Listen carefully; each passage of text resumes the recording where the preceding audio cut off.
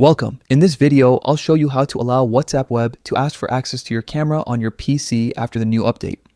Whether you use WhatsApp Web for video calls, scanning QR codes, or sending quick selfies, making sure your camera permissions are set correctly is essential. Let's get started step by step. First, open WhatsApp Web in your browser. Go to the official WhatsApp Web page and make sure you're signed into your account. Once it's loaded, look at the top of your browser window right next to the web address at the top bar. You'll see a small icon, usually shaped like a lock or a tiny circle with an eye inside it. Click on that icon to view site information. A small menu will drop down showing several options related to the website. From there, look for and click on Settings. When the Settings panel opens, scroll until you find the Permissions section. It shows what kind of access the website is allowed to have, such as your microphone, location, and camera.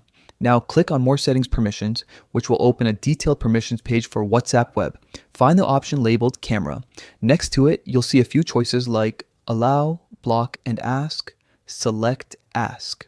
This option means that every time WhatsApp Web needs to use your camera, your browser will ask for your permission before turning it on. That's it.